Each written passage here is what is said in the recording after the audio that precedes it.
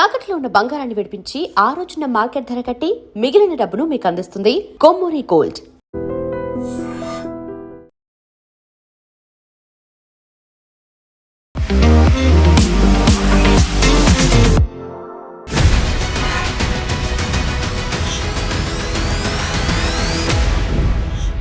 నమస్తే, welcome to I Dream inside politics with Kavitha. పాత పేరుతోనే తెలంగాణలో కొత్త పార్టీ సరికొత్త ఎజెండాతో వచ్చింది. పాంచజన్యాన్ని పూరించింది తెలంగాణ రాష్ట్ర సేన అధ్యక్షురాలు కవిత. బట్ బీఆర్ఎస్ దాన్ని పట్టించుకోవట్లేదా? అసలు ఆలోచించదలుచుకోలేదా? కేసీఆర్ మాట్లాడలేదా? నిన్న జరిగినటువంటి ప్లీనరీ కార్యవర్గ సమావేశం, బీఆర్ఎస్ పార్టీ ఆవిర్భావ దినోత్సవంలో దీని గురించి ప్రస్తావన అసలే రాలేదా? ఏం చేస్తోంది, ఏం జరగబోతోంది? మనతో పాటుగా ఉన్నారు బీఆర్ఎస్ పార్టీ సీనియర్ లీడర్, మాజీ ఎమ్మెల్సీ కన్నె ప్రభాకర్. హలో, నమస్తే. సో మీరేమో బీఆర్ఎస్ పార్టీ నుంచి టీఆర్ఎస్గా మారదాము అనేటువంటి ప్రయత్నాలు క్యాడర్ దగ్గర నుంచి వస్తుంది. కొంతమంది సీనియర్లు ఆలోచిస్తున్నారు. పేగు బంధం అనేది తెగిపోయింది అనేటువంటి ఒక మాటను సీనియర్ లీడర్లే భావిస్తున్నప్పుడు, అటువైపు వెళ్తుందేమో టీఆర్ఎస్గా మళ్ళీ మారతామేమో అని క్యాడర్ అనుకుంటున్నప్పుడు సడన్గా టీఆర్ఎస్ పేరుతో ఒక పార్టీ అనేది వచ్చేసింది. అది కూడా కేసీఆర్ గారి కూతురు కవితని తీసుకొచ్చిన పార్టీ. మీకు అసలు ఏమీ అనిపించట్లేదా, ఆలోచించట్లేదా?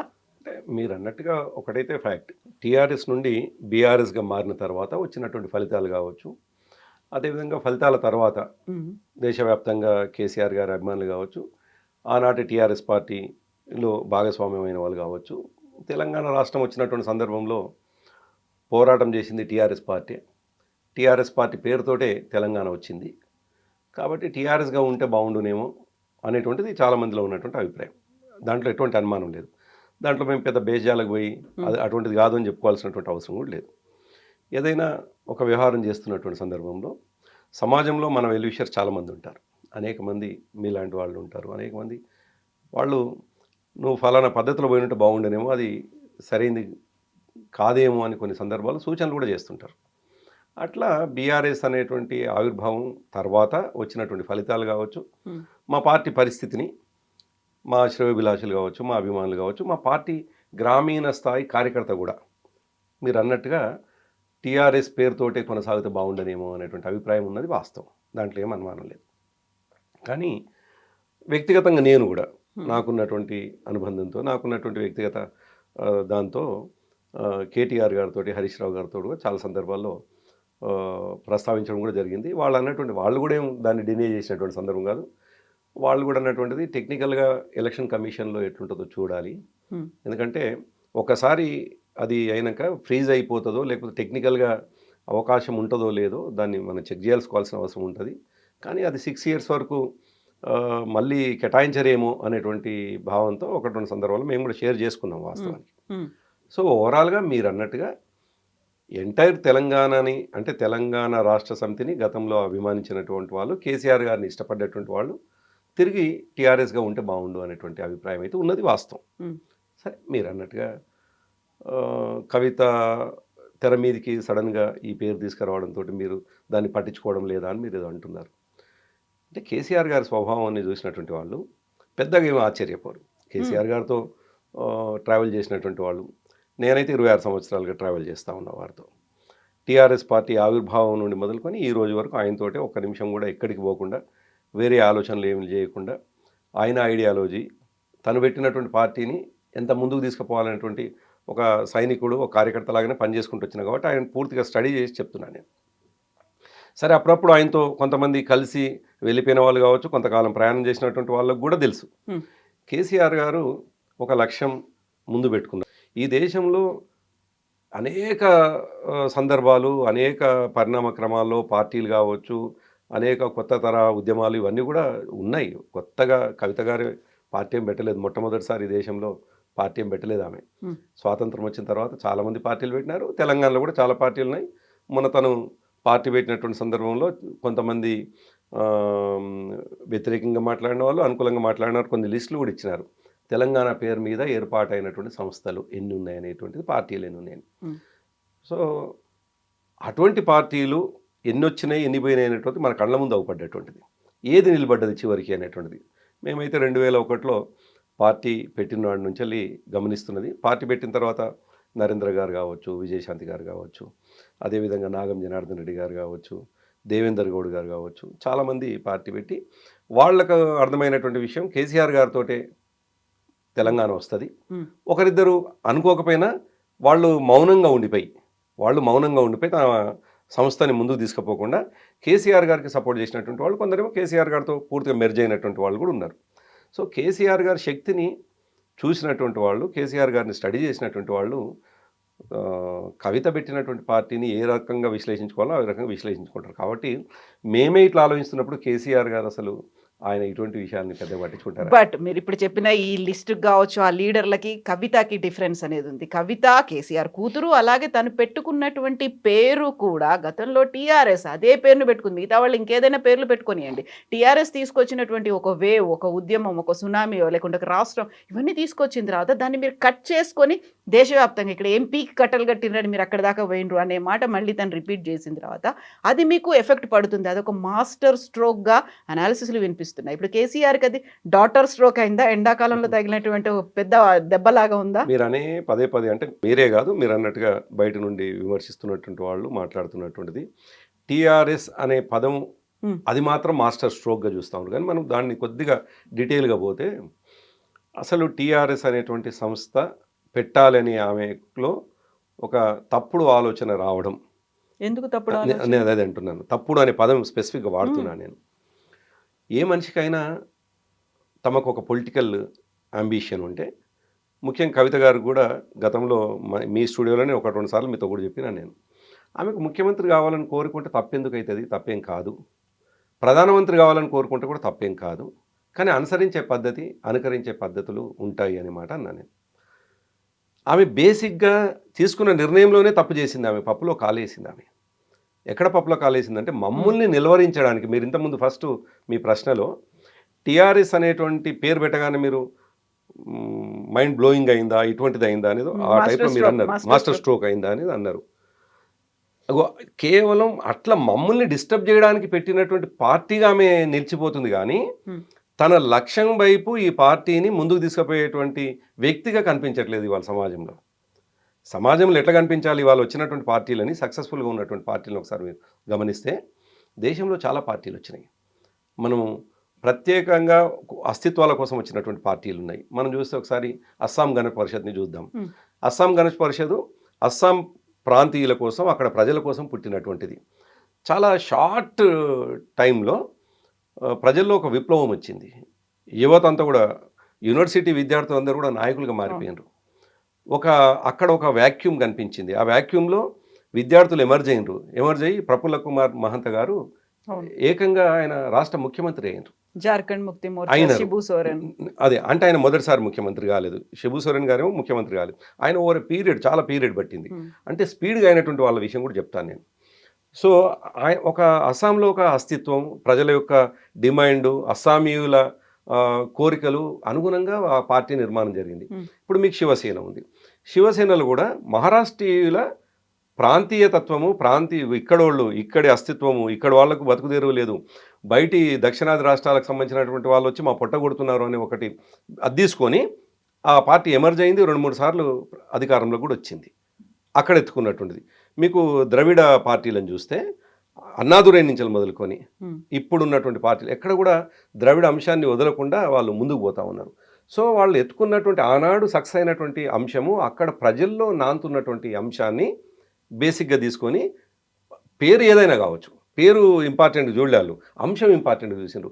ఇక్కడ ఈమెనేమో వాళ్ళు అనుకోని ఒక 100%కు రీచ్ అయితే తను 0 నుంచి స్టార్ట్ అయ్యి ఒకటి దగ్గర ఆగిపోయింది. ఇంకా ఎందుకు ఒకటి దగ్గర ఆగిపోయిందంటే పార్టీ టీఆర్ఎస్ అని పెట్టుడుతోటే నేను విజయవంతమైంది అనుకుంటుంది తప్ప, టీఆర్ఎస్ పెట్టిన తర్వాత తన లక్ష్యం ఏంది, ఆ లక్ష్యం వైపు నేను పోవాలనుకుంటున్నటువంటి సందర్భంలో నేను ఎంచుకోవాల్సినటువంటి ఎజెండా అయింది, ఆ ఎజెండాలో ప్రజల్ని ఎట్లా నేను ప్రభావితం చేయగలుగుతాను, ప్రభావితం చేస్తున్నటువంటి సందర్భంలో ఇంతకుముందు ఎవరు ఎంచుకొని ఎజెండాని నేను ఎంచుకొని తద్వారా ప్రజలకు దగ్గర అవుదామని అనుకోకుండా, సరే ఎవరు అవునన్నా కాదన్నా విమర్శించే వాళ్ళు నిత్యం కేసీఆర్ గారిని విమర్శించే సంఖ్య ఉన్నా, వాళ్ళు విమర్శించే వాళ్ళ సంఖ్య 5-10% ఎప్పుడు ఉంటుంది. ఈ దేశంలో గాంధీలను చంపినటువంటి దేశం ఇది. అంటే దేశ స్వాతంత్రం కోసం పోరాడినటువంటి గాంధీని చంపినటువంటి గాడ్సేల దేశంలో తెలంగాణ కోసం కొట్లాడిన కేసీఆర్ గారిని విమర్శించారో నేను అనను, 100% ఎవరో విమర్శిస్తారు. అట్లని కేసీఆర్ గారిని అభిమానించే వాళ్ళ సంఖ్య ఇవాళ 90%, 95% ఉంటుంది. తెలంగాణ విమర్శించే వాళ్ళు కూడా అవునన్నా కాదన్న కేసీఆర్, అంతెందుకు ఇవాళ అధికారంలో ఉన్నటువంటి రేవంత్ రెడ్డి కూడా గతంలో ఏదెట్లున్నా కేసీఆర్ కొట్లాడకపోతే తెలంగాణ వచ్చేదా అని చెప్పేసి మాట్లాడినటువంటి వీడియోస్ కూడా మనం చూస్తూ ఉన్నాం. చాలామంది ఆఫ్ ది రికార్డులో మాట్లాడుతున్నటువంటి వాళ్ళు, బయట మాట్లాడితే వాళ్ళ అహం దెబ్బతింటుంది అంటున్నటువంటి వాళ్ళు, కేసీఆర్ కొట్లాడితేనే తెలంగాణ వచ్చింది అని మాట్లాడినటువంటి వాళ్ళని చూస్తాం మనం. సో తెలంగాణ వచ్చిన తర్వాత కూడా చూస్తే 9.5 సంవత్సరాలు మన పర్ క్యాపిటల్ ఇన్కమ్ని బేస్ చేసుకొని ఆనాటి 2014లో ఉన్న స్థితిగతులు 2023 డిసెంబర్ నాటికి స్థితిగతులను ఒకసారి అంచనా వేసినప్పుడు బెటర్గా ఉంటే మీ దేశంలోనే అని మాట్లాడుతున్నటువంటి వాళ్ళు చాలామంది ఉన్నారు. మరి అటువంటి వ్యక్తిని పట్టుకొని తండ్రి అనేటువంటి విషయాన్ని పక్కకు పెట్టేసి తులనాడడంతో పరిణతి లేదు, పరిణతి కోల్పోయారు కేసీఆర్ అనే మాట. నేనేమంటున్నానంటే ఆమె ఏం మాట్లాడింది అనేటువంటి విషయంలో ప్రజల్లో ఒక చర్చ ఉంది. ఆమె గోల్ కేసీఆర్ గారిని దెబ్బగొట్టడమా, ఆమె ముఖ్యమంత్రి కావడమా? ఏ రాజకీయ పార్టీ అయినా తమ రాజకీయ పార్టీ స్థాపించినప్పుడు తమ గోల్ ఏంది అనేది ఆలోచించుకుంటారా, లేదు కేసీఆర్ గారిని దెబ్బగొట్టడమా? ఇక్కడ అందుకే నేను 0 నుంచి 1కి ఆగిపోయింది అనేటువంటి మాట ఎందుకన్నానంటే, ఆమె గోల్ తెలంగాణ రాష్ట్ర ముఖ్యమంత్రి కావాలనుకుంటేనేమో కేసీఆర్ గారు మిగతా రాజకీయ పార్టీలాగా ఒక రాజకీయ పార్టీగా ఆయనని విమర్శించి వదిలిపెడితే సరిపోతుండే కాదు. ఆమె పార్టీ ప్రారంభమే, ఆమె పార్టీ ఆవిర్భావమే కేసీఆర్ గారిని తిట్టడం, కేసీఆర్ గారు గతంలో వాడినటువంటి అంటే గతంలో ఉన్నటువంటి పార్టీ పేరుని సిమిలర్గా ఉన్నటువంటి పేరుని తీసుకొని ఆయనని నష్టం చేయటం, ఇప్పుడు మీలాంటి వాళ్ళు ప్రశ్న అడగడానికి అవకాశం ఇవ్వటం, తనని తులనాటం. కానీ తప్ప తన ఎజెండాలో నేను ముఖ్యమంత్రి కావాలనేటువంటి ఎజెండాని పబ్లిక్ కనెక్ట్ అయ్యేటువంటి ఎజెండా ఏం కనిపించింది మనకి? పాంచజన్యం. ఎస్, నేను అక్కడ కూడా వస్తాను. ఆమె ఇంకా ఇంకా ఇంకా విచిత్రమైన విషయాలని కవిత చాలా మరి కవితకు అంటే కల్వకుంట్ల కవిత గారికి ఆమె సలహా ఇచ్చేవాళ్ళు సరిగా లేరా, లేకపోతే సలహా ఇచ్చే వాళ్ళే కుట్రతో సలహా ఇస్తున్నారా తెలియట్లేదు. ఆమెని నష్టం చేయడానికి కుట్రతో సలహా ఇస్తున్నారు. ఎందుకంటే తమ రాజకీయ భవిష్యత్తు కోసం తమ యొక్క రాజకీయంగా వాళ్ళు భవిష్యత్తులో కూడా తమ సీట్లు తమను కాపాడుకోవడం కోసం ఆమెకి ఇచ్చిన సూచనలు, ఆమెకి ఇచ్చే సలహాలు ఆమెని పరిమితం చేయడానికి ఇస్తుందా నాకు అర్థం కావటం లేదు. ఎందుకు అంటున్నానంటే, అసలు నువ్వు ఎజెండా ఎత్తుకునేటప్పుడు మీరు చెప్పే పాంచజన్యంలో ఏంది కొత్తదనం ఉంది చెప్పండి? అది ఇప్పటిదాకా బీఆర్ఎస్ గవర్నమెంట్ చేయండి, కేసీఆర్ చేయండి, ఇప్పుడు ఉన్నటువంటి రేవంత్ రెడ్డి చెయ్యండి, తను చేస్తానని చెప్పింది కదా. చెప్పుడుగా కాకుండా ఆచరణలో మీకు కనిపించేది ఆ 5 అంశాలు ఏ రాజకీయ పార్టీ అయినా పార్టీ పెట్టగానే ఫస్ట్ కంపల్సరీ ఉంటాయి. మీకు కొత్తదనం ఏమో, ఆనాడు ఎన్టీ రామారావు గారు ఒక పార్టీ పెట్టినారు, తెలుగు ఆత్మగౌరవం అందరు కనెక్ట్ అయిపోయినారు. కేసీఆర్ గారు తెలంగాణ రాష్ట్ర సమితిని పెట్టినారు. 50 సంవత్సరాలుగా పోరాటం ఉన్నటువంటి తెలంగాణని అజెండా ఎత్తుకోవడంతో కేసీఆర్ గారితో ర్యాలీ అయినారు. వైఎస్ జగన్మోహన్ రెడ్డి గారు అక్కడ ఒక వ్యాక్యూమ్ కనిపిస్తే ఆనాడు అవమాన పాలైనను అనేటువంటి ఒక ఎజెండా ఎత్తుకొని ప్రజల ముందుకు పోతే ఆ వ్యాక్యూమ్లో తండ్రికి ఉన్నటువంటి అభిమానంతో ఆయన ముఖ్యమంత్రి వరకు వెళ్ళిపోయినారు. నేను ఇంతకుముందు చెప్పిన శివసేన కావచ్చు, అస్సాం గణపరిషత్ కావచ్చు, అంతెందుకు మమతా బెనర్జీ గారు ఈ నిమిషానికి ఆమె అధికారం ఇంకా మళ్ళీ వస్తుందేమో అనేటువంటి చర్చ జరుగుతున్నటువంటి ఆమె ఏ రోజు కూడా బంగాళీలకు సంబంధించినటువంటి కోర్ ఐడియాలజీని మిస్ చేయలేదు. ఆమె చేయకుండా ఆమె అక్కడ ఏం చేసింది, ఈ నిమిషానికి కూడా హిందీలో మాట్లాడకుండా బంగ్లాలనే మాట్లాడుకుంటూ వాళ్ళని కనెక్ట్ అవుతుంటుంది. అందుకే కొత్త అంశము తెర మీదకి తీసుకొచ్చి కొత్త అంశాన్ని ప్రజలు సృష్టించింది, గతంలో ఏ పార్టీ సృష్టించింది నువ్వు టచ్ చేస్తేనేమో నీ ఎంట ర్యాలీ అయితేనేమో, అట్లా కాకుండా విద్య వైద్యము, నేను అది తక్కువ చేయట్లేదు, ప్రతి రాజకీయ పార్టీ డెఫినెట్గా ఒక 50 అంశాలను ఎత్తుకుంటే 1-2లో ఇవి ఉంటాయి. బట్ ఇవే కోర్ అంశాలు, ఇవే మెయిన్ అంశాలు, 5 మెయిన్ పాయింట్స్. నేను అదే అంటున్నాను, గతంలో ఎవరు స్పృశించకుంటే ఆమె కొత్తగా టచ్ చేస్తేనేమో ఆమె కొత్తగా టచ్ చేసింది ఏంది అని అంటున్నానంటే, అందుకే అంటున్నాను పాంచజన్యం కాకుండా ఆమె కొత్తగా టచ్ చేసింది ఏంటంటే తండ్రిని తిట్టడం. ఆమె తండ్రిని తిట్టడం అనేటువంటి ఎజెండాతోటి ప్రజల దగ్గరికి పోవాల్సిందే తప్ప తండ్రిని అవమానపరిచి, తండ్రిని బాధపెట్టి, తండ్రిని మానసికంగా కుంగదీసి ఆ ఎజెండాతో తప్ప ఈ 5 అంశాలు కొత్త. ఇంకోటి ఏమంటుంది, ఆమె బేసిక్గానే చేస్తున్న ఇంకొక తప్పు చేసింది ఆమె. అందుకే ఇంతకుముందు ఓ మాట అన్నాను నేను మీతో, ఎవరో రాంగ్ సలహా ఇస్తున్నట్టున్నారు అని. ఆమె ఏమంటది, సామాజిక న్యాయం జరగాలి, సామాజిక న్యాయం ఈ రాష్ట్రంలో కొరవడింది కాబట్టి అన్ని వర్గాలు ఎస్సీ ఎస్టీ బీసీ మైనార్టీలు ఏంది అగ్రవర్ణాలు ఉన్నటువంటి పేదలకు కూడా లాభం జరగాలి కాబట్టి ఆ వర్గాలకు లాభం జరగాలంటే నా పార్టీ ఉంటుంది అని అనుకుంటూ అదే ఒక అగ్రవర్గాలు నేను నిజానికి కులాల ప్రస్తావన నా జీవితంలో ఎప్పుడు తేను నేను, కానీ అదే అగ్రవర్ణం అన్నటువంటి కవిత గారే నేను ముఖ్యమంత్రి కావాలంటారు. ఇంకెక్కడ సామాజిక న్యాయం? ఆమె ఏమంటుంది, నేను బీసీల పక్షం, బీసీల కోసం కొట్లాడుతా అంటున్నది.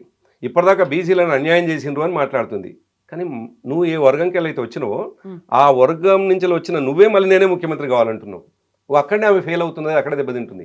ఎవరైనా ఒక రాజకీయ ఇప్పుడు మేమే అంటున్నాను, 2001లో మా పార్టీ ప్రారంభంలో మేము చెప్పినటువంటి అంశాలు తెలంగాణ కావాలి, తెలంగాణ వస్తేనే బతుకులు బాగుపడతాయి అన్నాం తప్ప నేను ముఖ్యమంత్రి అయితేనే బతుకులు బాగుపడతాయి. దళితుడు ముఖ్యమంత్రి అవుతాడు తెలంగాణ రాష్ట్రంలో, నేను అదే అంటున్నాను. అది కేసీఆర్ కదా. అదే కవిత నేను అంటున్నది. మేము ప్రారంభమైనాడు మా స్ట్రాటజీస్ తెలంగాణ రావడం కోసం విభిన్న స్ట్రాటజీస్ మేము వాడొచ్చు. మేము కొన్ని సందర్భాల్లో కేంద్రాన్ని బ్లాక్మెయిల్ కూడా చేయొచ్చు. లక్ష్యం గొప్పదైనప్పుడు, ఏమంటున్నాను, ప్రజల లక్ష్యం అయినప్పుడు, ప్రజల ఎజెండా అయినప్పుడు బ్లాక్మెయిల్ చేస్తే కూడా ఇష్టపడ్డారు జనం. మేము ఒకవేళ బ్లాక్మెయిల్ చేస్తే కూడా ఏమని, తెలంగాణ రాకపోతే నీ ఫోన్ కూడా ఎత్తాను అనేటువంటి బ్లాక్మెయిల్ చేసిన సందర్భాలు ఉండొచ్చు. కానీ లక్ష్యం నెరవేరింది కదా, ప్రజల ఎజెండా సక్సెస్ఫుల్గా ముందుకు పోయింది కదా. కానీ ఆమెనేమో నేనే ముఖ్యమంత్రి అయితే అని ప్రారంభించడమే అక్కడే ఆమె పొరపాటు చేసినారు అంటున్నాను. అక్కడే ఆమె యొక్క పప్పులో కాలేసింది ఆమె. ఇప్పుడు మీరు కవిత కేసీఆర్ని టార్గెట్ చేసిందంటే అక్కడ ఒక తండ్రిని కూతురు టార్గెట్ చేసినట్టుగా కాదు, ఒక సపరేట్ ఎంటిటీ. ఇది ఒక పార్టీకి అధ్యక్షుడు, నేను ఇక్కడ ఒక పార్టీ ఉంది, పార్టీకి నేను అధ్యక్షురాలిని, నా ఎజెండా ఏంటి, నా టార్గెట్ ఏంటి. ఇప్పుడు కవితక్క కాదు, కవితమ్మగా 3.5 కోట్ల మందికి అమ్మగా ఏం కావాలో నేను ఆలోచించి నేను ముందుకెళ్తాను, ఆ దిశగానే ఇప్పుడు నా ఎజెండా అనౌన్స్ చేస్తున్నాను అనేది ఆలోచన బాగానే ఉంది కదా. విశాల దృక్పథమే అక్కడ కనిపిస్తోంది కదా. కరెక్ట్, మంచి ప్రశ్న ఇస్తున్నాము. ఈ ప్రశ్న కోసం చూస్తా ఉన్నాను నేను. నిజానికి మేము 9.5 సంవత్సరాల అధికారంలో ఉన్నాం. మా అధికారం మేము పరిపాలించడం బాగుందనుకున్నారా బాగలేదనుకున్నారా, కానీ ఏదన్నా ప్రజలు ఎట్లా అనుకున్నారో, కానీ మేమైతే ఓటమి పాలై ఇంట్లో ఉన్నాం. మా పార్టీని మేము నడుపుకుంటున్నాం. మేము ఓడిపోయి 2023 డిసెంబర్లో మేము ఓడిపోయింది అంటే దాదాపు 2.5 సంవత్సరాలు అవుతున్నది. నిజమే, మేము ఓడిపోయినా అంటే 23 డిసెంబర్లో ఓడిపోతే ఆమె ఫిబ్రవరిలోనో మార్చిలో పార్టీ పెట్టి ఉంటే 2024లో పార్టీ పెట్టి ఉంటే మొన్నటిదాకా పరిపాలించినటువంటి పార్టీ బాగలేదు, ఆయన నియంతృత్వంగా పరిపాలించిండు ఆయన. సరే, ఆమె పదాలని ఏం పదాలు మాట్లాడి అన్నా 2.5 సంవత్సరాలు అవుతుంది మేము ఓడిపోయి, మేము ప్రతిపక్షంగా ఉండి 2.5 సంవత్సరాల కాలంగా ప్రజలకు ఇచ్చినటువంటి హామీలని నెరవేర్చకుండా ఉన్నటువంటి ప్రభుత్వాన్ని పక్కకు పెట్టేసి, కర్కోట కూడా ఉంది కదా, నేను వస్తాను, 2.5 సంవత్సరాలు పరిపాలిస్తున్నటువంటి ఈ ప్రభుత్వాన్ని పక్కకు పెట్టేసి కర్కోటకుడు అనే ఒక పదంతో ప్రజల్ని సంతృప్తి పరచాలని ప్రయత్నం చేసి విమర్శకులని నోరుని కంట్రోల్ చేయాలని ప్రయత్నం చేసి కర్కోటకుడు అందే తప్ప, అందుకే అంటున్నాను, మొత్తం విమర్శించిన దాంట్లో మీరే మీ ఇంట్రోలో ఇంతకుముందు మీరే చెప్పినారు. నన్ను ప్రశ్నిస్తప్పుడు అడిగినారు, కేసీఆర్ గారిని ఇంత తీవ్రంగా అన్నది కదండి. కేసీఆర్ గారిని తీవ్రంగా అన్నది కదా అని అడుగుతున్నారు తప్ప ఈ రాష్ట్ర ముఖ్యమంత్రిని తీవ్రంగా అన్నదని మీరు అడగలేనని మొదలు. అందుకేమంటున్నానంటే, ఓవరాల్గా తన పార్టీ ఏర్పాటులో మొదటి రోజే ఆమె తండ్రిని తిట్టడంలోనే పార్టీని లాంచ్ చేసేసింది, తండ్రిని తిట్టడంతో. అందుకేమంటున్నానంటే, ఈ రాష్ట్ర ప్రభుత్వము 2.5 సంవత్సరాలు పరిపాలిస్తూ ఉంది. ఆమె పోరాటము ఇవాళ ఉన్నటువంటి ప్రభుత్వం మీద పోరాటం చేస్తే, ఇవాళ ఉన్నటువంటి ప్రభుత్వానికి వ్యతిరేకంగా ఆమె ఉద్యమాలు చేస్తే, ఇవాళ ఉన్నటువంటి ప్రభుత్వము ఇచ్చిన హామీలు నెరవేర్చకుండా ప్రజల్ని మోసం చేస్తే, దానికి ఆమె తిరుగుబాటు చేస్తే ప్రజల్లో ఆదరణ వస్తుంది తప్ప మేము ఓడిపోయిన వాళ్ళ మీద నీ పోరాటం ఏంది అంటున్నా నేను. 2.5 దశాబ్దాలు అయింది పార్టీని ఏర్పాటు చేసి, తెలంగాణ రాష్ట్రం కోసం ఒక ఉద్యమం చేసి, అందరినీ ఏకం చేసి తీసుకొచ్చి తెలంగాణ రాష్ట్రంలో మేము చేసి చూపిస్తామని చెప్పి 10 ఏళ్ల పాటు ఉన్న తర్వాత అదే అధ్యక్షుడు, అదే పార్టీ ప్రజల్ని పట్టించుకోలేదు, సామాజిక తెలంగాణ రాలేదు, సామాజిక న్యాయం జరగలేదు, ప్రజల ఆశలు అభిలాషలు కోరికలు అవన్నీ అలాగే ఉన్నాయి. దాన్ని కర్కోటకుడైనటువంటి సీఎం అలాగే చేస్తున్నాడు. బట్ వీళ్ళిద్దరితో కాదు, నెక్స్ట్ నేనే చేస్తాను, అది క్లారిటీ కనిపిస్తోంది కదా. నేను ఏమంటున్నానంటే, ఆమె ఒక ప్రతిపక్షంగా ఎమర్జ్ కావడానికి ప్రభుత్వం మీద చేయాల్సినంత దాడి చేయకుండా 2.5 సంవత్సరాల క్రితమే ఓడిపోయి మేము మా పార్టీని మేము నడుపుకుంటున్నటువంటి మమ్మల్ని తిట్టడంతో ఆమె ఫెయిల్ అయింది అంటున్నాను. అక్కడే ఆమె దెబ్బతిన్నది. ఆమె ఇంకోటి ఏం చేసింది, ఆ రోజు ఆమెను ఒకసారి చూసినట్లయితే, అదే ఇంతకుముందు మీరు ఒక ప్రశ్న వేసినారు, అమ్మ అంటున్నారు అనేటువంటి కవితమ్మ. ఎస్, ఎవరికి వాళ్ళు తమని ప్రపంచానికి ఎట్లా పరిచయం చేసుకోవాలి అనేటువంటి విషయంలో క్లారిటీ ఉంటే తప్పేం లేదు. తనని ప్రపంచానికి అమ్మ అనిపించుకోవాలి, తద్వారా తను రాజకీయ లక్ష్యం నెరవేరాలి అని ఆలోచన చేసి ఆమె ఆ మాట అన్నట్టున్నది. కానీ ఓవరాల్గా మొత్తం మనం స్క్రిప్ట్ అంతా చూస్తే రోజు పార్టీ ఆవిర్భావంలో తను ఇంటి నుండి బయలుదేరి చివరికి పార్టీ ప్రారంభమయ్యేదాకా చూస్తే ఒక 8-10 పార్టీలని కాపీ కొట్టినట్టుగా కనిపిస్తుంది. అన్నీ ఒక్కొక్క అంశం ఒక్కొక్కరిని ఎన్నుకున్నట్టుగా కనిపిస్తుంది. అమ్మ అనేటువంటి పదాన్ని ప్రధానంగా ప్రజల ముందుకు చర్చ మొన్నటిదాకా నిజానికి ఎబో 50 years కవిత వయస్సు బహుశా నేను అనుకుంటా 48 అనుకుంటాను, ఇప్పుడు 47, 48 అంతే. అయితే జనరల్గా ఏమంటారంటే యుక్త వయసులో ఉన్నటువంటి వాళ్ళు అనేది ఆ ఏజ్ గ్రూప్ని 50+ ఉంటేనేమో పెద్దవాళ్ళలాగా చూస్తారేమో.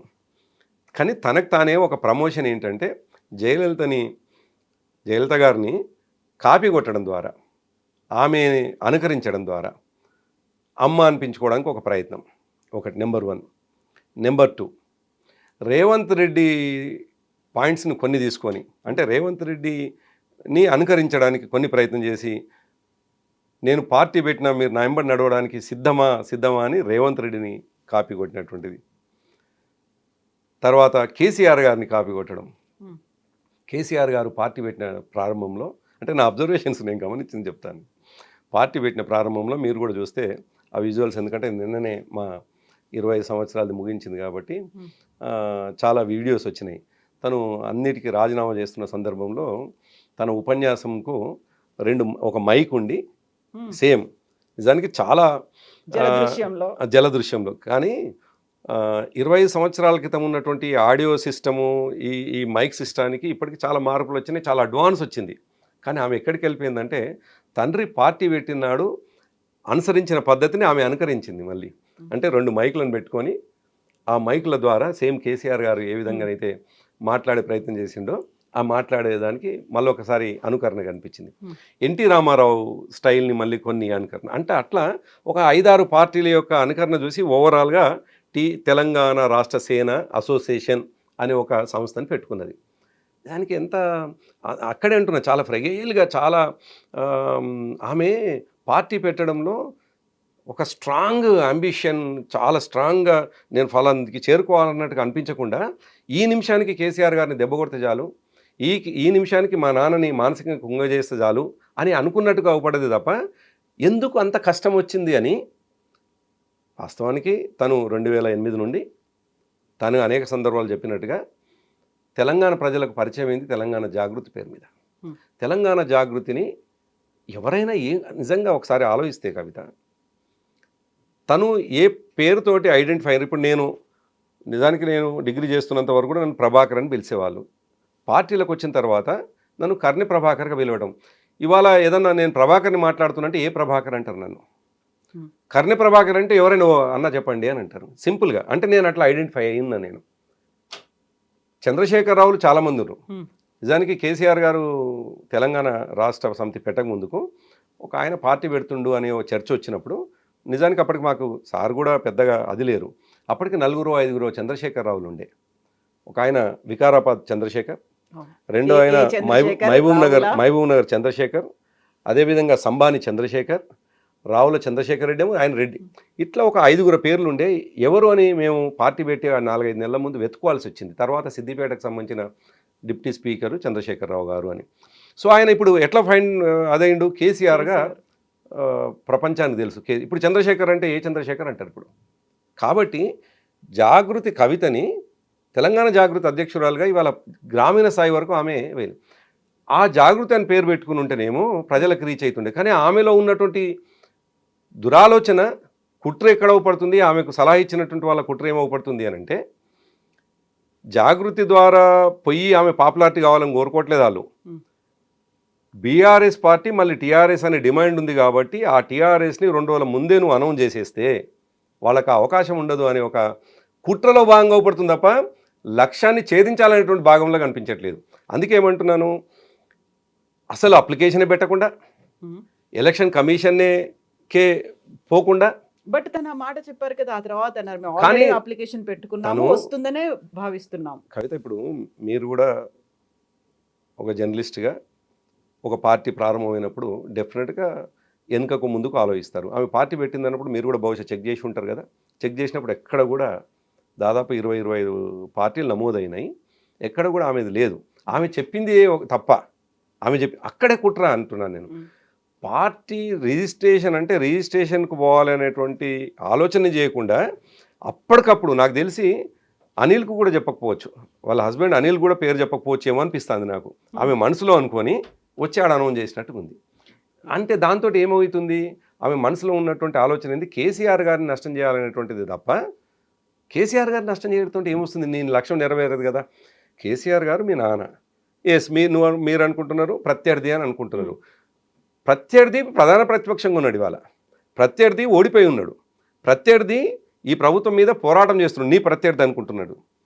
నువ్వు పోరాటం చేయాల్సింది ప్రభుత్వం పైన లేదు, నీకు రాజకీయ ఓనమాలు నేర్పించి ఈ ప్రపంచానికి పరిచయం చేయించి ఇవాళ కల్వకుంట్ల అనేటువంటి పేరుని కంటిన్యూస్ చేసుకుంటున్న నీ తండ్రి వారసత్వంగా వచ్చినటువంటి అన్ని విషయాలని ఆయన నష్టం చేయాలనుకుంటే నీకేం లాభం అవుతుంది? థ్రెట్ కావచ్చు అదే పార్టీ నుంచి, అంటే థ్రెట్ నేను అదే అంటున్నానమ్మా. ఫర్దర్ గా కూడా కాదు, నేనేమంటున్నానంటే ఒక 26 సంవత్సరాలుగా రాజకీయాల్లో ఉన్నటువంటి ఒక వ్యక్తిగా నాకు అర్థమవుతున్నటువంటి ఇది నేను అనుకుంటాను, నేను ఆలోచిస్తున్నది వాళ్ళ సామాన్యుడు కూడా ఇదే ఆలోచిస్తున్నాడు.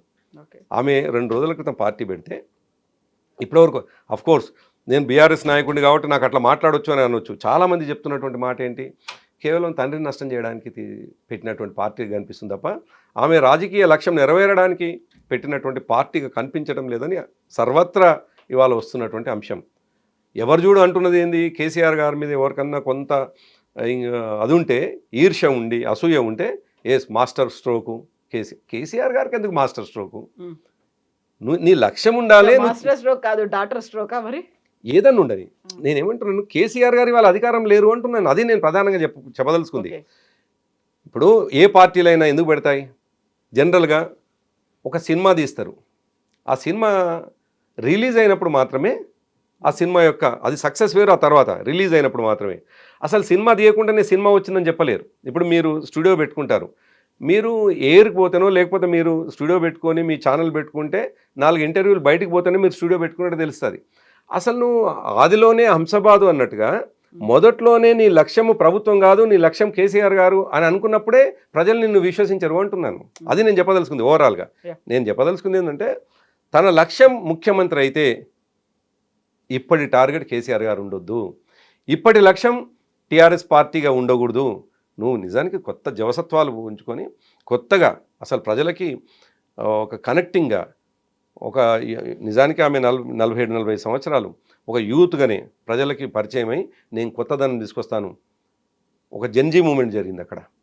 ఆ టైప్లో నేను కొత్తదనం తీసుకొస్తానది ఏంది, ఎక్కడేం లేదు. ఒకటే ఒక కొత్తదనం, తండ్రిని తిట్టిన తనేగా మిగిలిపోయినటువంటి కొత్తదనం తప్ప, తండ్రిని ఇష్టం వచ్చినట్టుగా విమర్శించినటువంటి బిడ్డగా తప్ప, ఒక పార్టీ పెట్టినటువంటి సందర్భంలో కొత్తదనం ప్రపంచానికి ఏమీ కనిపించలేదు. అందుకే ఆమెకు మళ్ళొకసారి, సరే ఆమె మా ప్రత్యర్థి ఇప్పుడు అయినప్పటికీ చాలా కాలం మేము కలిసి ప్రయాణం చేసిన ఒక సోదరిగా, ఒక అన్నగా చెప్పేది ఏంటంటే, ఇప్పటివరకు చేసినటువంటి తప్పులని ఇప్పటికైనా అది చేసుకొని నీ లక్ష్యం నువ్వు ముఖ్యమంత్రి కావాలని కోరుకుంటే నిజాయితీగా ఈ ప్రభుత్వం మీద కొట్లాడు, ఈ ప్రభుత్వం చేసిన దుర్మార్గాల మీద కొట్లాడు.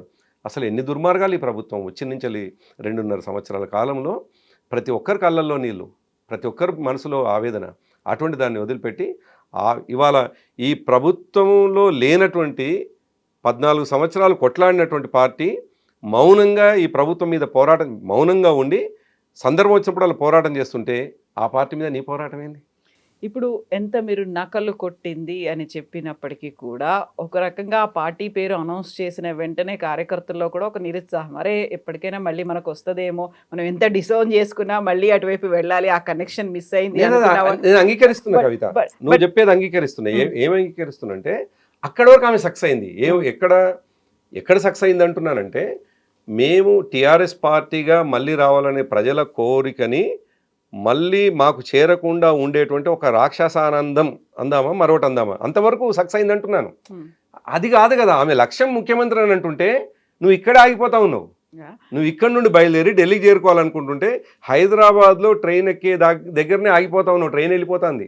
నేను అందుకే అంటున్నాను ఆమె ఎంచుకున్నది మీరేమో తాత్కాలికమైన ప్రస్తుతం ఆమె అనుసరించిన విధానాన్ని మీరు ఆలోచిస్తున్నారు. నేనేం ఆలోచిస్తున్నానంటే ఆమె ఏ పార్టీ అయినా ఏదైనా ఎందుకు పెడితే ఒక లక్ష్యం కోసం పెట్టుకుంటాం. ఆ లక్ష్యం మొదట్లోనే నిర్వీర్యమైపోయింది. నీకు సలహా ఇచ్చినటువంటి వాళ్ళు, నిన్ను ముందుకు తోచినటువంటి వాళ్ళు నిన్ను చీకట్లోకి తోసిండ్రు. చీకట్లోకి బయటకు పోయి చూసరికి ఏమవుపడుతుంది, చీకటి అవపడుతుంది. నీ సలహాదారులు, నీకు సహాయం చేద్దామనుకున్న వాళ్ళు, నీకు సపోర్ట్ చేస్తున్న వాళ్ళు, నిన్ను వెనుక ఉండి సహకరిస్తున్నటువంటి వాళ్ళు నీకు తప్పుడు సలహా ఇస్తున్నారు అంటున్నాను. ఎస్, నువ్వు ఇంతకాలం ఒక డైనమిక్ లీడర్గా ఉన్నావు, కేసీఆర్ గారు కూతురుగా ఉన్నావు, కేసీఆర్ గారి ఆలోచనల్ని పుణికిపుంచుకొని తెలంగాణ ఉద్యమంలో పనిచేసినటువంటి దానివి. ఎందుకు ఇంత అమాయకంగా పప్పులో కాలేస్తున్నావు? ఎందుకు తప్పు చేస్తూ ఉన్నావు? ఎందుకు కేసీఆర్ గారి వ్యతిరేకుల ఆలోచనలకు అనుగుణంగా నువ్వు మోదుతున్నావు? నీ ఆలోచన ముఖ్యమంత్రి అయితే ఇది కాదు, కాబట్టి నీ ఆలోచన ముఖ్యమంత్రి కావడం కాదు, కేసీఆర్ గారిని నష్టం చేయడమే. అది సాధ్యం కాదు. కేసీఆర్ గారు ప్రజల ఎజెండా ఎత్తుకొని పోయే వ్యక్తి, ప్రజల ఎజెండాని తన ఎజెండా, కుటుంబ సభ్యుల్ని కూడా పట్టించుకున్నటువంటి వ్యక్తి, ప్రజలకు నష్టం జరుగుతున్నటువంటి సందర్భంలో ఎటువంటి వాళ్ళను కూడా ఎదిరించే వ్యక్తి. కాబట్టి చాలా స్మాల్ సబ్జెక్ట్. నేనేమో చాలా ఎక్కువసేపు చెప్పినాను. మీ అసలు పట్టించుకోవట్లేదు మీరు, అసలు మీరు మీ పార్టీ కేసీఆర్ గారు, నేను అందుకే అంటున్నాను, కేసీఆర్ గారు వ్యక్తుల్ని చూడరు. కేసీఆర్ గారు ప్రజలకు జరిగేటువంటి లాభాన్ని ఎట్లా లాభం జరగాలి, మనం ఏ ఎజెండా ఎత్తుకుంటే మళ్ళీ తిరిగి ప్రజలకు లాభం జరుగుతుంది అది ఎత్తుకుంటారు తప్ప ఎదురుగా వస్తున్నటువంటి వ్యక్తి పెద్ద బాహుబలి లేదు, ఆయనకు పెద్ద కండలు ఉన్నాయి, దాదాపు 8 ఫీట్లు ఉంటాడు, నేను పోయి గుద్దుకుంటే ఎట్లా అని ఆలోచించాడు. ఆయన యుక్తితోటి ఎదుటోళ్ళు. కాబట్టి ఇవాళ వస్తున్న ఏ రాజకీయ పార్టీ అయినా, నేను కవిత కోసం చెప్పట్లేదు, ఏ రాజకీయ పార్టీ అయినా తాము నిజాయితీగా ప్రజల ముందుకు వస్తే ప్రజలు ఆదరిస్తారు. కానీ నిజాయితీ తప్పి తండ్రిని మాత్రమే నష్టం చేయాలని వస్తే మాత్రం ప్రజలు చూస్తారు. ఇక్కడ కన్న తండ్రి ఆలోచించారా లేదా, ఆయన ఏమనుకున్నారు? యాక్చువల్గా ఒక కూతురు అంతకాలం ఉంది, మీరు చెప్పారు తెలంగాణ జాగృతి కావచ్చు, రాజకీయ ఓనమాలు ఇవన్నీ పక్కన పెడితే ఒక తండ్రి హృదయం అనేది ఉంటుంది కదా, ఏం ఆలోచించి ఉంటుంది ఆ టైంలో? అంతే కదా, మనందరం కూడా పేరెంట్స్మే కదా. మీరు పేరెంటే, నేను పేరెంటే, ఎవరైనా పేరెంటే. డెఫినెట్గా తన కడుపులో పుట్టినటువంటి వాళ్ళు ప్రయోజకులు కావాలి. తన కడుపులో పుట్టినటువంటి వాళ్ళు, ఇప్పుడు నేనున్నాను, నా పిల్లలు మంచి ఉద్యోగం చేయాలి, మంచి వ్యాపారం చేయాలి, రాణించాలి, నా పేరు కూడా గొప్పగా తీసుకురావాలి అని నేను కోరుకుంటాను. మీరు అదే అనుకుంటారు, ఎవరైనా అనుకుంటారు. ఆయన కూడా అదే అనుకుంటాడు సహజంగా. తన బిడ్డ, తన కొడుకు ప్రయోజకులు కావాలి, సమాజానికి ఉపయోగపడాలి అని కోరుకుంటాడు.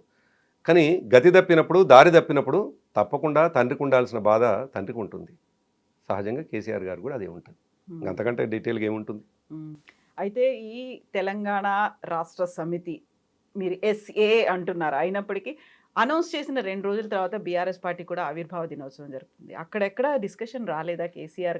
అంటే మళ్ళీ అదే గుర్తు చేస్తున్నాను కవిత మీకు. కేసీఆర్ గారు వ్యక్తుల్ని చూడరు. నేను ఇంతకుముందు కూడా అన్నాను, ప్రధానమంత్రి కూడా వ్యక్తిగా చూద్దాం అనుకున్నప్పుడు ప్రధానమంత్రిని కూడా లెక్క చేయనటువంటి సందర్భాలు. సరికొత్త పార్టీ వచ్చింది ఈసారి, మళ్ళీ సరికొత్తది కాదు, ఎజెండాలు తీసుకొని ముందుకెళ్ళాలి అనుకుంటే ఉన్న కమిటీలను కూడా మీరు రద్దు చేసేసి ముందుకెళ్ళడం. మీరు అన్నట్టుగా ఒకవేళ చర్చించాల్సినటువంటి సందర్భం వస్తే, అంశమే అయితే అది ప్రజలకు బాగా బలంగా పోతుందో లేదు ప్రజల ఎజెండా ఎత్తుకొని పోతుంది అనుకుంటున్నటువంటి పార్టీ పట్ల చర్చించినా ఏమన్నా అది ఉంటుంది. అసలు ఆయన ఆకాశం అంతా మేరుపర్వతం లాంటి కేసీఆర్ గారు కుట్రలతో ప్రారంభమైనటువంటి అంశాన్ని ఎందుకు చర్చిస్తారు చెప్పండి? బట్ మీరు ఏదో ఎక్స్పెక్ట్ చేస్తూ ఉన్నటువంటి కార్యకర్తలు ఉన్నారు, నాయకులు ఉన్నారు. రాష్ట్ర కార్యవర్గ సమావేశం ఒక విస్తృత స్థాయిలో జరిగినట్టుగా తెలంగాణ భవన్లో మాత్రమే పెట్టుకున్నారు. అప్పటిదాకా ఎక్స్పెక్ట్ చేశారు ఇంకేదైనా ఉంటుందేమో కేసీఆర్ దగ్గర నుంచి, అంటే ఉన్నటువంటి కమిటీలన్నింటినీ కూడా రద్దు చేసేసిండ్రు. వాట్ నెక్స్ట్ ఏం చేస్తారు? కమిటీలు రద్దు చేయడం అంటే శాశ్వతం కాదు కదా. కమిటీలు ప్రతిసారి కంపల్సరీ 2-3 సంవత్సరాలకు ఒకసారి ఏ రాజకీయ పార్టీ అయినా తమ బైలాస్ ప్రకారం కొత్త కమిటీలను వేస్తుంది. మేము రాష్ట్ర కమిటీని కూడా రద్దు చేయాల్సి ఉండే. యాక్చువల్గా రాష్ట్ర కమిటీని ఎందుకు లైవ్లో పెట్టడం జరిగింది అంటే, సమన్వయం ఈ జిల్లా గ్రామ కమిటీలు, జిల్లా మండల కమిటీలు, జిల్లా కమిటీలని సమన్వయం చేయాలి, సభ్యత్వాలని చేయాలి. కాబట్టి అదొక ఫోర్స్లో ఉండాల్సినటువంటి కమిటీ ఉండాలి కాబట్టి దాన్ని ఉంచినారు. కాబట్టి అన్ని రాజకీయ పార్టీలు చేసేది మేమేం కొత్తగా చేయలేదు కవిత. ఏదో రాంగ్ దాంట్లో ఉన్నారు మీరు. అంటే కంప్లీట్ రద్దు చేయడంతో అసలు మరి నిర్వీర్యమైపోయారు కదా అని మీరు అనుకుంటున్నారు. అంతే కదా. కాదు, కేటీఆర్ గారు మా వర్కింగ్ ప్రెసిడెంట్ గారికి బాధ్యతలు అప్పచెప్పి కంప్లీట్గా గ్రామ స్థాయిలో ఉన్నటువంటి గతంలో మేము 70 లక్షల దాకా సభ్యత్వాలు చేసుకున్నాం, ఆ తర్వాత 60 లక్షల వరకు చేసుకున్నాం. సభ్యత్వాలు జరగాలి అనేటువంటిది ఒకటి. అందుకే అన్నాడు ఆయన స్పెసిఫిక్గా ఆ మాట అన్నది, మాకు చాలా క్వాలిటేటివ్ సభ్యత్వం ఇంపార్టెంటు, వాసి కాదు అనేదో మాట చెప్తుండేది కదా. అట్లా సభ్యత్వాలు మేము చేసుకోవాల్సినటువంటి అవసరం ఉంది. జనరల్గా పార్టీ సిస్టమ్ ఏముంటుందంటే ఫస్ట్ సభ్యత్వాలు, తర్వాత గ్రామ స్థాయి నిర్మాణం, మండల స్థాయి, జిల్లా స్థాయి, ఇవన్నీ నిర్మాణాలు చేసుకోవాల్సిన, ఇంకా పటిష్టం కావడానికి పునాది అన్నమాట ఇది. ఇప్పుడు వేసుకున్నటువంటిది ఇంకా పటిష్టమై ఈ ప్రభుత్వం మీద పోరాటం కావచ్చు, మా పార్టీ ఇంకా శక్తిగా మారడానికి పూర్తిగా మేము శక్తిని క్రోడీకరించి పనిచేయడానికి చేసుకున్న పని నిన్న జరిగింది. రాష్ట్ర కమిటీ సమావేశాలు జనరల్గా ముఖ్యంగా ఈ సంవత్సరానికి ఒకసారి జరిగే వార్షికోత్సవాల్లో కూడా ఇదే పని చేస్తారు, అది మేము చేసినాము. దాంట్లో కొత్తదనం ఏం లేదు.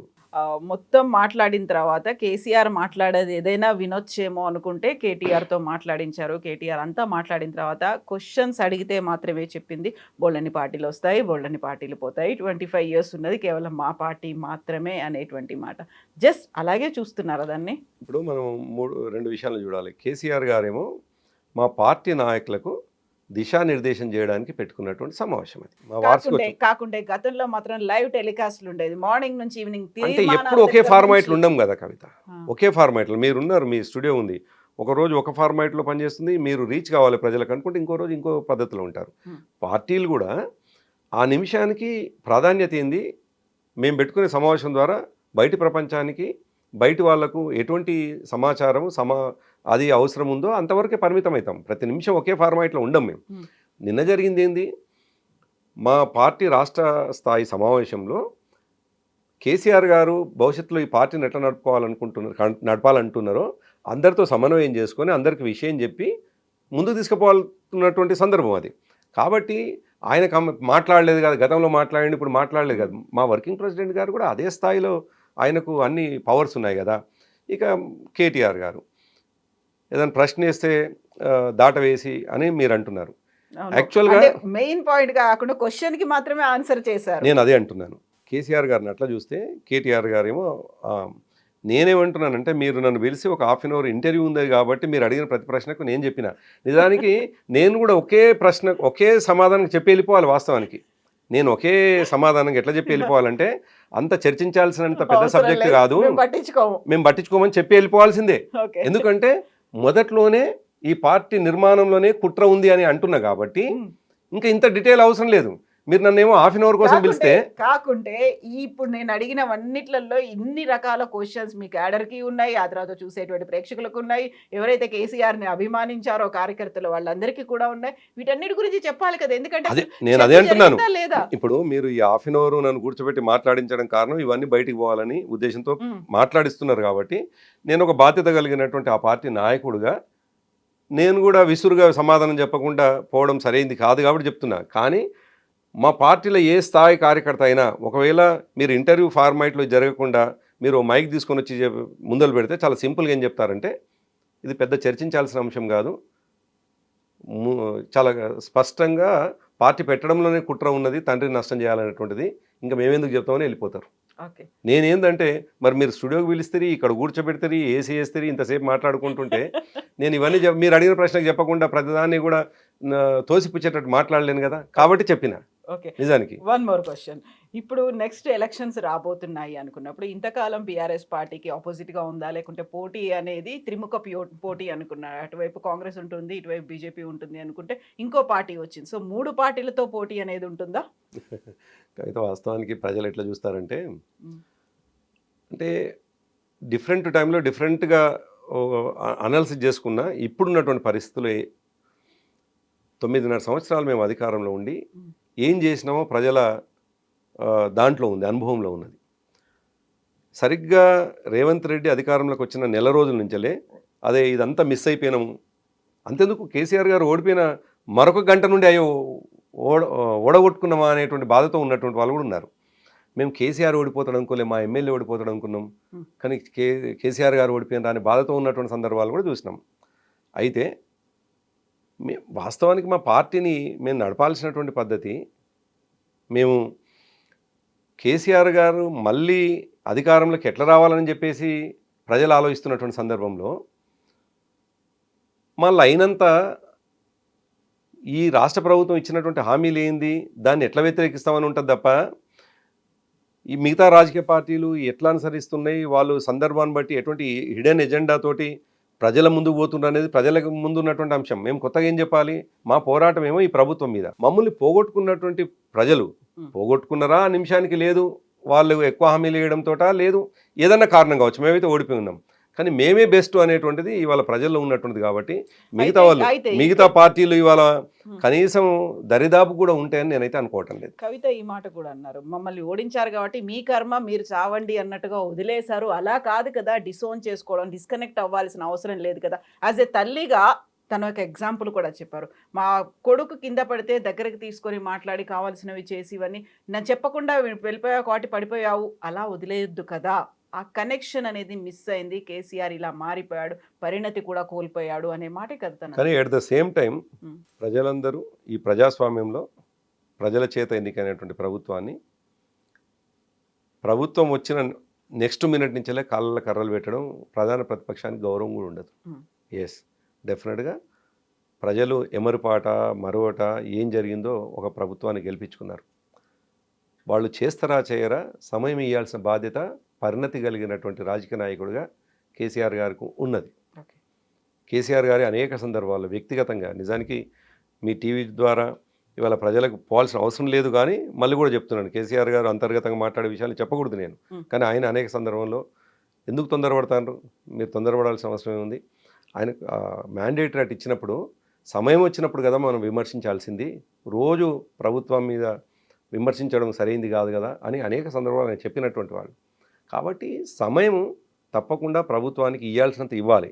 కాబట్టే ఆయన చాలా సందర్భాల్లో 2.5 సంవత్సరాలు దాదాపు దగ్గర పడ్డది. ఇప్పుడు మళ్ళీగా మనం పోరాటానికి సిద్ధం కావాల్సిందే అనేటువంటిది. నిన్న కూడా సమావేశంలో ఇదే మాట, ఇంకా మనం పోరాటానికి, ఎందుకంటే ప్రజలు ఇవ్వాల్సినంత సమయం ప్రజలకు ఇచ్చినాం, ఈ ప్రభుత్వం కూడా ఇచ్చినాం. ప్రజల ఆలోచనలకు అనుగుణంగా ప్రభుత్వం పనిచేయనప్పుడు మరి ప్రజలు కోరుకున్న ప్రధాన ప్రతిపక్షంగా మన పాత్ర మనం నిర్వర్తించాలి. కాబట్టి మనం చేయాల్సిన అవసరం ఉంది అన్నమాట ఆయన. అందుకే పరిణతి లేని వాళ్ళు తెల్లారే ఈర్ష్యతో అసూయతో ప్రొద్దున లేస్తే ప్రతిదీ కూడా వ్యతిరేకించి మాట్లాడే వాళ్ళు ఉంటారు. కేసీఆర్ గారు అట్లా కాదు, ఆయన ఒక పరిణతి కలిగినటువంటి నాయకుడు కాబట్టి ప్రొద్దున లేస్తే కాళ్ళల్లో కర్రలు పెట్టి ప్రభుత్వాన్ని ఇబ్బంది పెట్టాలని అనుకునే వ్యక్తి కాదు. కాబట్టి ఆయన పరిణతితోటి ప్రధాన ప్రతిపక్ష నాయకుడిగా నిల్చున్నాడు ఆయన. Thank you so much. Thank you. Best wishes to you and to your party. Thank you. Thank you.